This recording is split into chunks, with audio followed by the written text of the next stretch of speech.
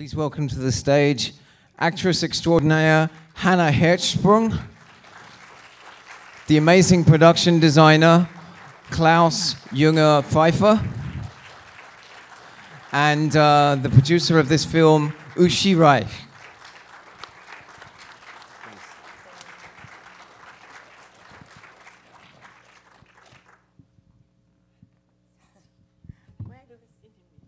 Sit wherever you want.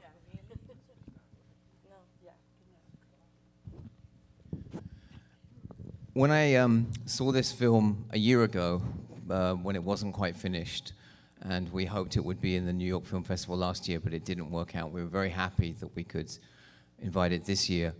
But when I first watched the film, and this is the second time I've seen it, I thought it was a story about sisters. Now, having watched it a second time, I realize it's about Carolina. And I really feel that it's her story more than it is the story of two sisters. Because Carolina's character seems to utterly dominate the film in a way that neither Sheila's personality nor Charlotte's personality do. I know that's kind of a heavy thing to lay on you, but and perhaps that's not how you saw it, but your performance is truly volcanic and amazing. And so I guess the question I would like to ask you before we even talk about the film in general is, where did you find within yourself that kind of incredible passion?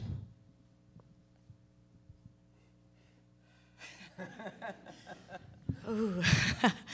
Thank you very much for your amazing words.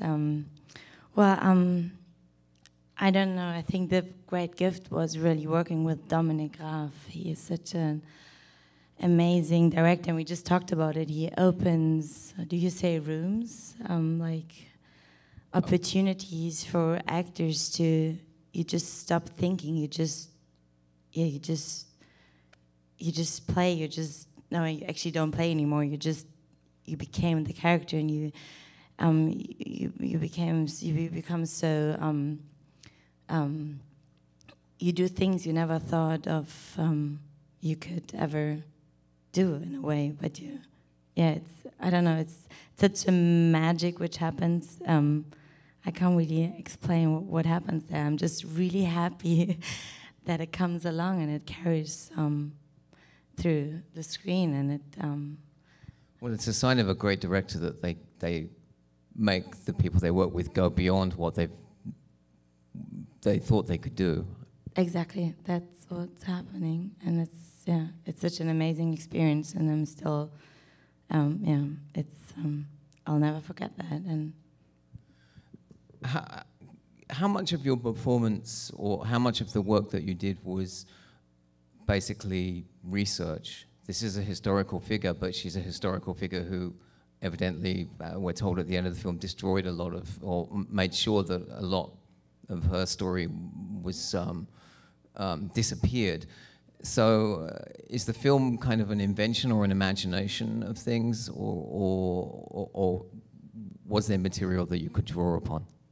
It's both, because there are a lot of material which was, many of the letters were found, and then Dominik in the script put together the scenes which were missing, but at the end I think it was really close to how it really happened then, so it was fictional and true stories.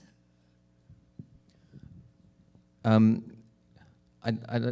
mentioned to Uschi just before we got on stage that Dominik Graf is not a well-known filmmaker in America. He recently had an amazing retrospective at the Rotterdam Film Festival, and that was where I had a chance to see maybe a third of his films.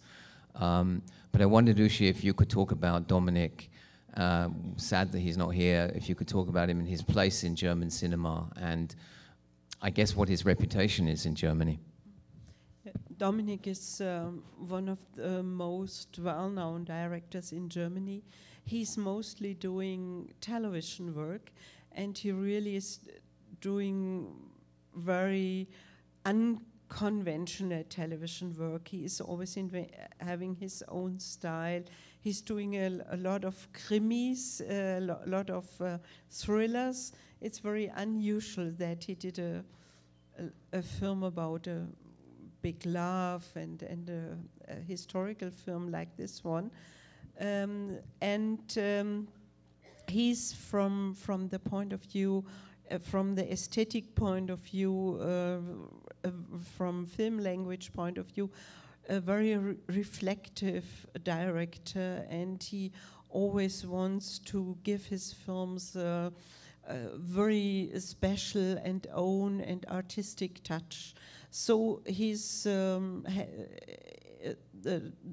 lot of television people is very proud also of the film he did for them. And yeah, in cinema he started with very big successful films, big films for the big screen, and he went on doing smaller productions, and finally he stopped for working for cinema because he thought he had to make too much compromises. But I think his love for cinema is still going on, and I think he is very proud of this film, of the Beloved Sisters. It's sorry that he cannot be here, but I told you in the beginning that he's not feeling very well just for the moment. But I think one day he will come. Can you tell us a little bit about what inspired him to tell this story? Yes. We started working in the story many years before. I was doing for television, realizing a film about the young Schiller, and it was a story when Schiller was working as a doctor, when he was writing The Robbers in secret, when The Robbers came to stage, and it was very successful piece, and he was immediately a star. And he had to leave his home, his country, where he was living, and he went to another part of Germany. And so we did this film about the young Schiller, and we finished this film before he came to Thüringen and he met the Schwestern Lengefeld. And I was very interested when I was there. Is a lot of literature in Germany about the Schwestern Lengefeld, but it's really not very well known literature, and a lot of documents, and so and I was very interested in this story, and I was reading a lot of the Romantic time in Germany, and it was a time of a big change. Was a time before the French Revolution, where they had a lot of different, where they invented a lot of utopia of living together, of another love form, and it remembered me a lot on the 70s, and so of our time, and so I started to work on a script, I think in the years 2004, 2005, 2006, and I couldn't realize this script, it wasn't a good script, so I had problems with the authors. And then I did other films in between for Bavaria, and one day I thought this is really an interesting story. And I was talking with different people in Germany about the story, and I heard about that Dominic was interested in this story. I couldn't believe it in the beginning because he is mostly known for his thrillers, but then I met him and he really was very interested. And so we started working, and we find quite quickly partners. We were really a little bit surprised about this, finding partners for such a difficult subject so quick, but we had immediately television on our side, we immediately had a distributor on our side, and so we could go on in writing the script and preparing the film. Well, it's not completely surprising that Dominic's forte or what he's most known for are thrillers, because I really do feel that this film is directed like a thriller. I mean, it's absolutely, you're on the edge of your seat a great deal of the time, and there are certain things he does stylistically with the camera that are, you know, very striking and very unconventional for a movie set in, I guess, the 18th century. It's a very modern film and a very very dynamic in a way that films, period films, often aren't. So I feel that something of the thriller director in him does kind of find its way into this film in kind of subtle ways. Klaus, you did the amazing production design for this film. Can you tell us how can you describe your collaboration with Dominic? Can you tell us maybe what were the first things that he said to you about how he wanted it to look, how he wanted the film to look? Because production design, in a way, more than camera work, dictates how a film looks. Well, thank you for the compliment, first of all. And well, Dominic is a director who passes on his scripts very early to the heads of department. I think, the first script maybe 2 years before we really started, and then I had the different Fassung. What is Fassung? Different versions of the script until we finally had one that we would work with. And during all the time I was reading and looking, I was sitting in libraries and looking at old books and old paintings, and I traveled to museums and so on. And so this is actually the way I always start to do my films. I mean, if it's a period piece, of course there's a lot of more work there. There's a lot of more facets to it, and it was pretty clear that we didn't want to have a regular period piece where I, as a production designer, would show that I know everything about the period, about the time, and put all the things into the pictures, into the rooms that to show somebody that we are in 1785 or 1805 or so. And I wanted to have it reduced. I wanted to have it small, and the way what you saw is not done because the lack of money. It is exactly because we wanted it like it is. Was there was that for you or for Dominic, was that the key to how he wanted things to go, or was there a key that he gave you to you know, the overall look that he wanted, or maybe, you know, different stages of the film having different looks? Well, he never really says that's the way I want to have it to look like. I mean, I work with him ever since I met him. I did just about every film with him, which is about 20 years ago, and we know each other pretty well. I mean, he's a real tough guy to discuss with, and but we get along. I mean, sometimes we shout at each other, sometimes we love each other, but we always manage to find our way to find a result. I mean, this is really amazing with him. I've worked with other directors where it was much harder to work with, and the results were not nearly as good and not nearly as I expected it to be or wanted it to be. Having worked with him so many times over those 20 years, were you surprised that he wanted to make this film? To make this film, were you surprised that this was a project that he... Well, the first time we worked together, which was a very good way to work together, he said at the end, okay, I think we will meet again, we will work together again. Would you do that with me? And I said, yes.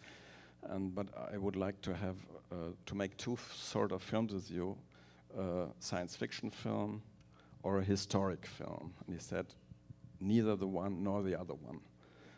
But then at some stage he came, and about 7 years ago we made a film called The Vow. And it's about Clemens Brentano, which is about the same time like the Schiller film was about. And I think I lost what I wanted to say. I was just asking about whether you were surprised. No, I was no, right. I was not surprised. No, I was not surprised, because I feel that exactly what you said, that being into the mystery and the thriller sujet. There's very much of that is in this film as well. I can see a lot of things we did in the crime stories, and the most of it we did were crime stories. I see in that film again. Okay, let's get some questions from the audience. Anyone? Yes. Well. Can anyone recommend other Graf films? Well, what perhaps the films he's most well known for? Oh yes, there is this wonderful TV series he did. Wie heißt sie?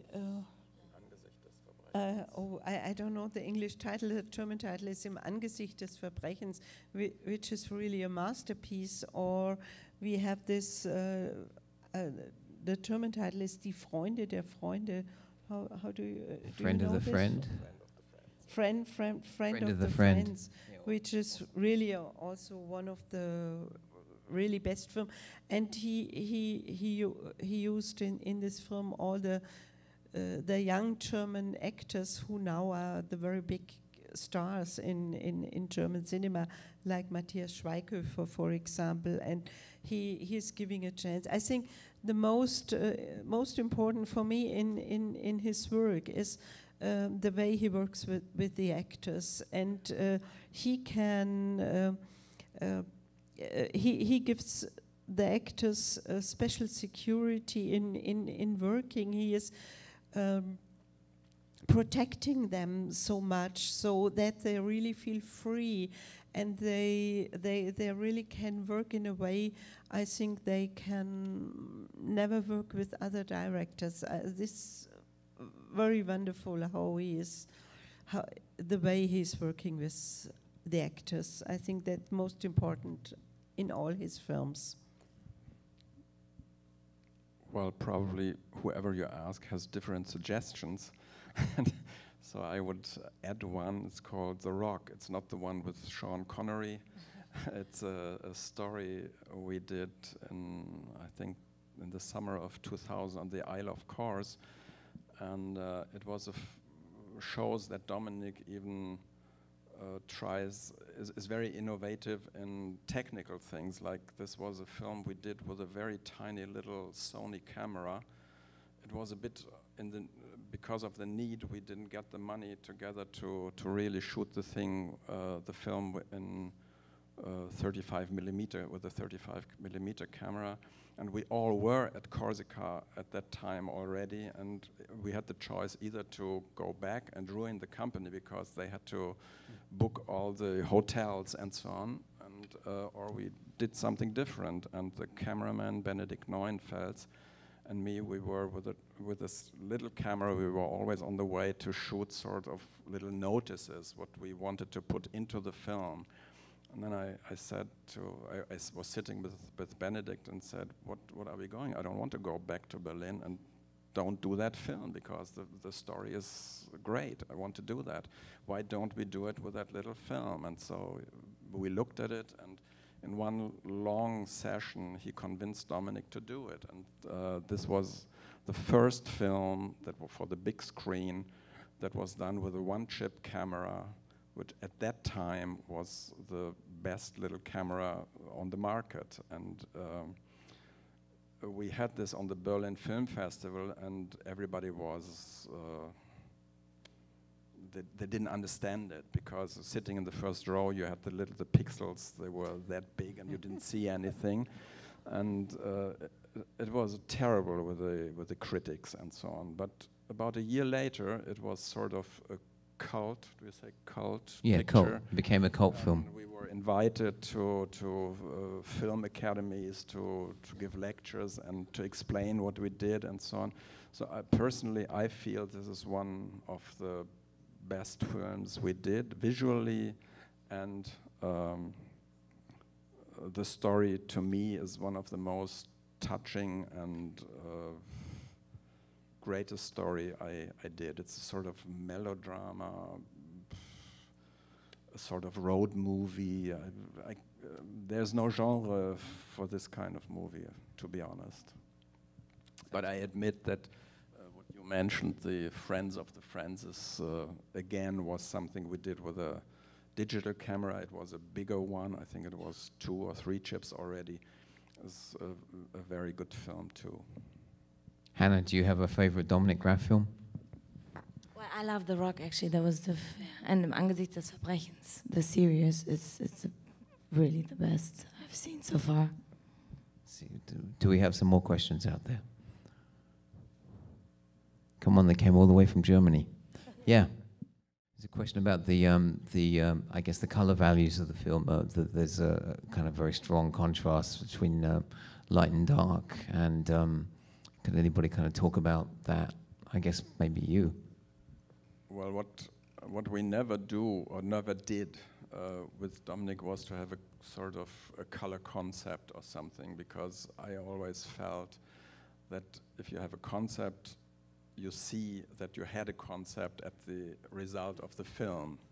I mean, when I started doing films about 40 years ago or 35 years ago, we said that for this figure you only have red, and she's only wearing red dresses, and the rooms are always in reddish kind of colors, and the other figure has only greenish stuff around, and I always felt this was stupid. It looked very boring to me. So we decided not to have any kind of concept. I never do so-called moods before we start.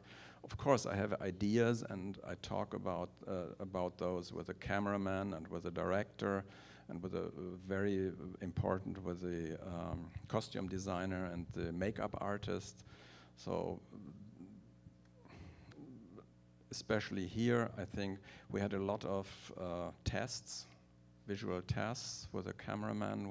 I think we spent 3 or 4 days just doing tests with filters, with light, with candlelight, with electric light, and so this, I can only say this was the result, and we all feel very happy with that. We had, when we did the post-production, we had a colorist from Vienna who is very famous in Europe, because he's doing all the films of Michael Haneke. Sorry, yeah. First we left the camera, the DOP, and this colorist alone in the lab, and then when we arrived there for the first time, the film was much too yellow and too orange, like a little bit like historical films sometimes are. And so we decided to do it in a very natural way, and so to leave the colors a little bit as they came out from the first when we have the first rushes. So we liked it very much, and so we did the whole film like the first rushes have been. And what has to be said, it was the first time Dominic made such a big film with the Alexa. Yeah. This is a complete digital. Alexa, it's a digital film. I mean, it's not on celluloid or. But we have to say that the DOP has a lot of experience with the Alexa, and he did a lot of films with this technique, and he really did a very good job. So he knew perfectly what to do with the makeup and what to do with the lighting. So it really looks like 35 millimeters, mostly the film. Doesn't look like a film shooted with A digital shooted film, yeah. So, but that's why he had so much experiences. Klaus, one question I had another question for you. Maybe I'll bring it up, which is one of the things that bothers me when I watch a lot of period films, especially, for instance, westerns, is that everything looks old. And it's as if nobody built anything new or made anything new in that year, and that everything is already old. And one of the things that I really appreciated about the design work here is everything looks new. Everything looks, because that's where you are at the time. Yeah, I know. I hope not everything looked new, but well, most everything. But the important things I wanted to look like they're just on the table, or they just were used. I mean, like if we go and write a letter, we write it on a fresh paper, on new paper, and not on old paper with spots on it or with old ink on it. So, but I mean, you know, in terms of the locations, in terms of the way the rooms looked, in terms of the way many of the buildings looked, they didn't look like they'd been around for 200 years. They looked as though they were very recent. It's an odd paradox of filmmaking that if you're filming in locations that are old, how do you avoid making them seem too old? Too old. Yeah, I agree, and this is something I wanted to avoid. I mean, especially in the last part when Sheila was in Ludwigsburg. I wanted to have just white rooms, and it was a hell of a lot of discussion and so on, not with Dominic, but with the DOP, because cameramen are always a bit afraid of white walls, white things, because the light reflects too much and so on. But I insisted on it, and I got the idea through to everyone, and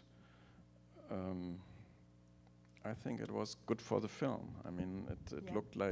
But they are not only white, they have a lot of structure. They had right. I mean, they were white, but I put structure in it, yeah.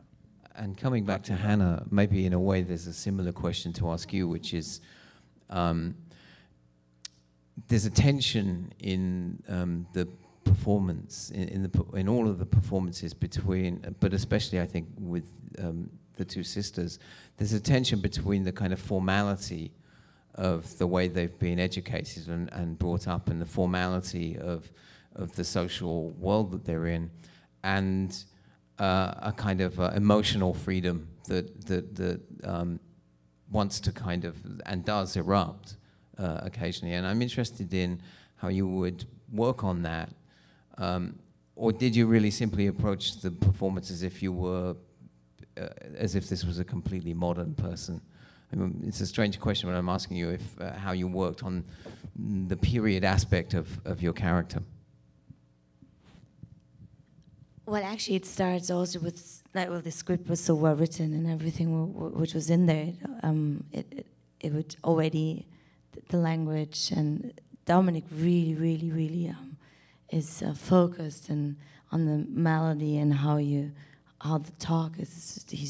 That's really important for him, and there was really a lot and hard work with him together, which was great experience for me as well, not coming from theater, but like simple things like coming to set in the morning, having those amazing like work from Klaus, and those great costumes and the beautiful makeup and wigs.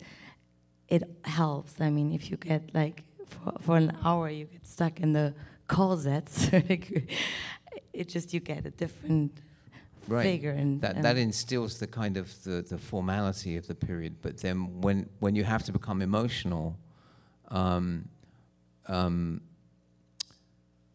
is that a challenge within the framework of the film, where, I mean, people are not supposed to show these feelings, they're not supposed to behave the way the two sisters behave?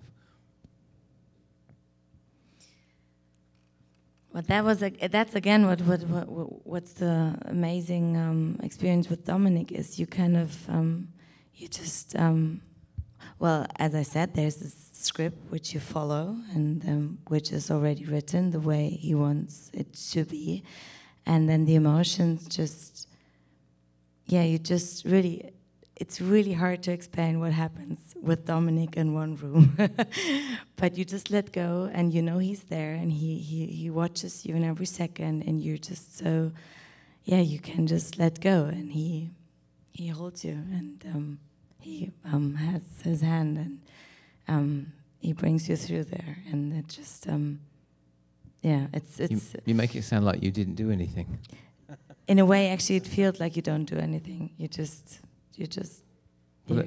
be. I know. Do we have any last questions out there? Oh yeah, two. Okay, well you go first, and then you're next.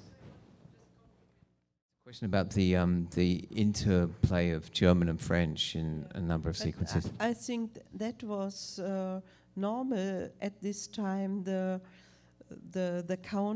countesses and the count, they didn't want it.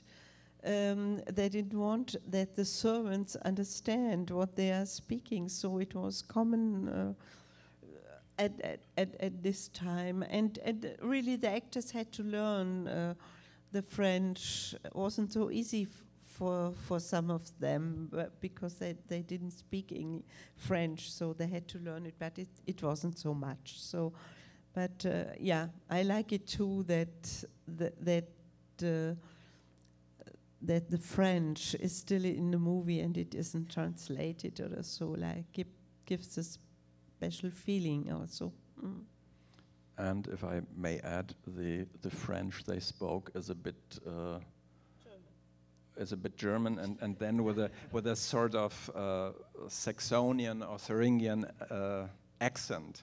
It's very. If you are aware of, or if you use the normal German language and you listen to it, it's sometimes very funny, which of course probably nobody in this theater would have really noticed, but they're very typical things where I would really laugh loud if I would see it the first time. Yeah, they just sounded completely French to me. I didn't pick up on any of that. And you had a question. Oh, Henriette, oh, she's wonderful. I mean, she's so young. She's like 21. I think, yeah, she's amazing. She's so talented, and she's such a wonderful colleague. And that's, yeah, you can just, with the three of us, we were just a great team, couple, ménage à trois. It was just, yeah, it was, again, hard to talk about. The feelings I hope you got. I mean, that was just, in a way, real at those moments, because it was just, yeah, she's wonderful. She did she already did great movies in Germany. She's quite famous, right? She's quite famous. Yeah. I mean, she, especially with that film, she sort of boomed up into the scene. Yeah. And for us, looking from the outside at this sort of Triumvirat, ist ja nicht richtig, wie sagt man dann? Dieses Dreigestirn, these three young people who were always sticking together and giggling, and I mean, it was really sort of like brothers and sisters, and this was actually what the whole thing was about. The idea of living together as a brothers and sisters. I mean, there was a bit of erotic and sexual tension in between, but there were brothers and sisters, and the failure of that the was heißt bürgerlich auf Englisch? Bürgerlich? Gisela? Well, if I saw it written down, I might be able to help you. The everyday life destroyed it is something that probably each one of us had to experience at one stage. We all started out and wanted to have something very special, something uncommon, and to me, this film tells a lot about that, about the like Uschi mentioned in the, or did you mention it? I don't know. In the 70s or 60s, 70s, when we all wanted to change the world, and ended up in the 80s. Yeah. Any last questions out there? Oh, all the way in the back, yeah. Is Schiller's life story very well known in Germany? I would imagine. He is still in school. You have to read pieces from Schiller, and yeah, you have also to learn something about his life. But you don't learn about this love story with the two sisters. This is not so much known. Now it is known because everybody was writing about. But before the film, it wasn't so known that this story existed. But Schiller is really, you have to read him in school, and he is part of your education when you are going to high school. So, and you read, and the robbers are still in the theaters of today, and also, how do you say, Kabale und Liebe? Maybe somebody is here who knows the English title, Kabale und Liebe, you know? Something and love.